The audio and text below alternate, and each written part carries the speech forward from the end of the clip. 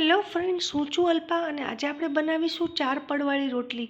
આ રોટલી એકદમ સરસ બને છે, વિધાઉટ ફેલ રેસીપી છે અને કેરીના રસ સાથે એનો ખૂબ જ એન્જોય આવે છે. એકદમ ટ્રેડિશનલ રેસીપી છે. બટેકાના રસાવાળા શાક સાથે પણ તમે એને ખાઈ શકો છો. અને અહીંયા આ રોટલીના 4 પડ છૂટા પડે છે. એની સાથે ગરમ ગરમ રોટલીમાં આ રીતે તમે ઘી લગાવી અને બનાવી શકો છો. અહીંયા મેઇન વસ્તુ એ છે કે આ રોટલી બનાવવા માટે મેઇન એનો લોટ બાંધવાની ટ્રીક જ છે, જેનાથી ખૂબ જ સરસ રોટલી બને છે. અહીંયા મેં 1 વાટકો ભરીને ઘઉંનો ઝીણો લોટ લીધો છે, મીઠું નાખેલું છે અને મોણ માટે તેલ લીધેલું છે. મીઠું બિલકુલ ઓપ્શનલ છે.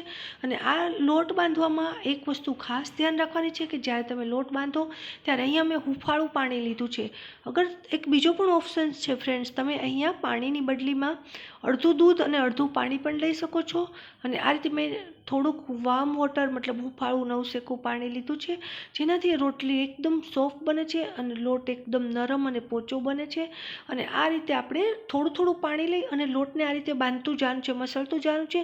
એકદમ સોફ્ટ અને ચીકણો લોટ આ રીતે બનાવવાનો છે. એવું ન થવું જોઈએ કે લોટમાં તિરાડા હોય, ગઠ્ઠા હોય અને આપણી રોટલી એકદમ કડક ભાખરી જેવી ન થઈ જાય. અને એટલું પણ ધ્યાન રાખવાનું છે કે એકદમ ઢીલો લોટ પણ ન હોવો જોઈએ.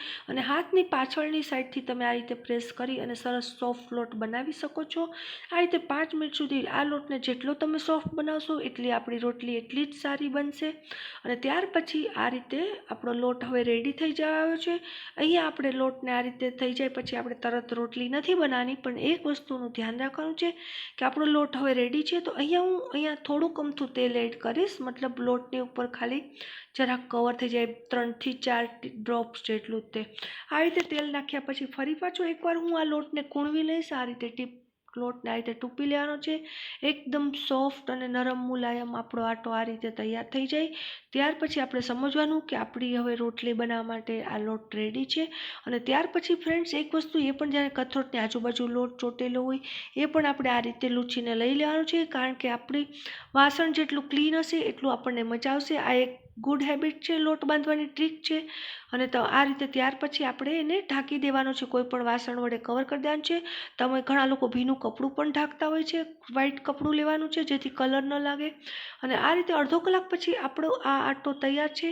ફ્રેન્ડ્સ, તમે જ્યારે આ રેસીપી બનાવો ત્યારે તમે એવું કરી શકો છો, પહેલાં લોટ બાંધીને મૂકી દો અને બાકી જે અડધો કલાક લોટને આપણે રેસ્ટ આપીએ છીએ ત્યારે તમે બીજી પ્રિપેરેશન કરી શકો છો. અને લાસ્ટમાં આ રીતે ગરમ ગરમ રોટલી તમે સર્વ કરી શકો છો. હવે આ રોટલીમાં એક બીજી એ વસ્તુ છે કે નોર્મલ રોટલી કરતાં એ જાડી હોય છે, તો અહીંયા મેં ડબલ રોટલી જેટલો લોટ લીધો છે, 2 રોટલી જેટલો.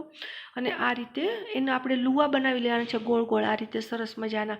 હવે આપણા રોટલીનો લોટનો લુવો તૈયાર છે. અને આપણે અહીંયા પાટલી, વેલણ અને અટામણનો લોટ એટલી વસ્તુ જોશે.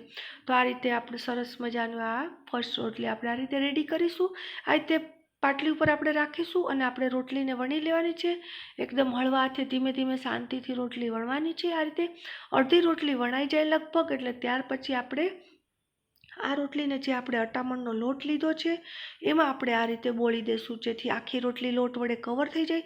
આમ કરવાનું રીઝન એ છે કે આપણી રોટલી છે ફટાફટ વેલણથી આપણે એને વણી શકીએ. કોરા લોટનું અટામણ લેશું આ રીતે તો રોટલી બહુ જલ્દી બની જાય છે અને ચોટતી નથી વેલણ સાથે. હવે આપણી રોટલી રેડી થઈ ગઈ છે. હવે આપણે અહીંયા એક વસ્તુ જોવાની છે, આપણે પહેલાં 2 પડ તૈયાર કરીશું આ રોટલીના. અહીંયા આપણે થોડું ઘી લગાવી લેશું.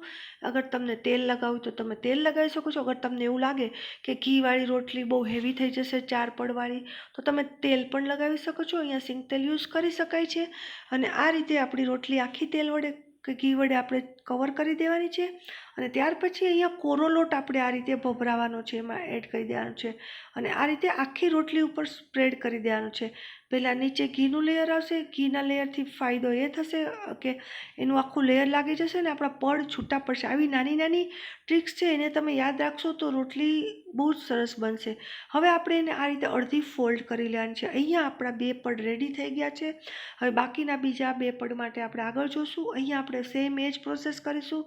ફરીવાર તેલ અથવા ઘી લગાવીશું અને ફરીથી પાછું અહીંયા કોરો લોટ એડ કરીશું. અહીંયા લોટને આ રીતે વપરાઈ દઈશું. આખી રોટલી આપણે કોરા લોટ વડે આ રીતે કવર કરી દઈશું. અહીંયા 2 પડ રેડી છે. હવે બાકીના બીજા 2 પડ રેડી કરવા માટે આપણે એને પાછી આ રીતે રોટલીને ફોલ્ડ કરી દઈશું. તો ફ્રેન્ડ્સ, તમે જોઈ શકો છો કે આપણે 4 પડવાળી રોટલી માટે અહીંયા 4 પડ રેડી છે. હું તમને ગણાવું. અહીંયા 1, 2, 3 અને આ 4 પડ આપણા રેડી છે. તો આ છે આપણી 4 પડવાળી રોટલી. પણ હજુ પણ એને વણવાની ટ્રીક છે, નહીં તો રોટલીનો આપણી રેસીપી ફેલ જઈ શકે છે. અહીંયા આપણે એક વસ્તુનું ધ્યાન રાખવાનું છે કે એકદમ હળવા હાથે સોફ્ટ રીતે આપણે આ રોટલીને વણવાની છે. આ રીતે તમે ધીમે ધીમે વણશો. અહીંયા એવો આગ્રહ નથી રાખવાનો સ્ટાર્ટિંગથી જ કે આપણી રોટલી ગોળ બને. અત્યારે આપણે જે શેપમાં છે ટ્રાયેંગલ, એમાં ધીમે ધીમે વણતું જવાનું છે અને જ્યાં કોર્નર પડે છે ત્યાં થોડું આપણે ગોળ શેપ આપતા જશું. તો આ રીતે જ્યારે આપણી આખી રોટલી બનશે ત્યાં રીતે થોડી ગોળ થઈ જશે.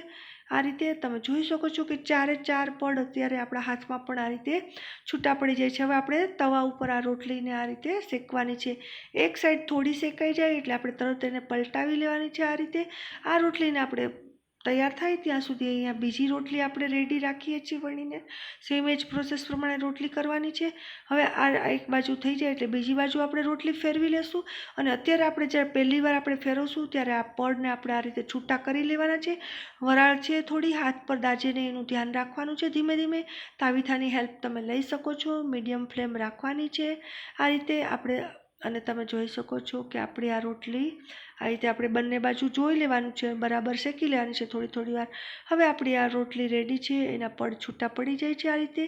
સરસ આપણી રોટલી વિધાઉટ ફેલ રેસીપી આ રીતે રેડી છે. અહીંયા મેં ગરમ ગરમ ગાયનું રોટલી ઉપર લગાડવા આપણે ગાયનું ઘી લીધું છે.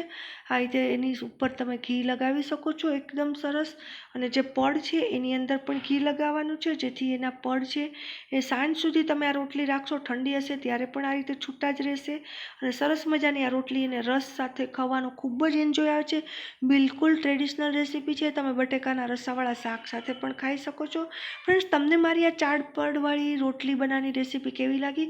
તમે ચોક્કસથી ટ્રાય કરજો અને મને કમેન્ટ કરજો કે આ રેસીપી તમને કેવી લાગી. ફરી એકવાર નવી જ આવી જ સરસ અને આસાન રેસીપી સાથે મળીશું. ત્યાં સુધી રજા આપશો. તમારા બધાનો ખૂબ ખૂબ આભાર. Thank you so much.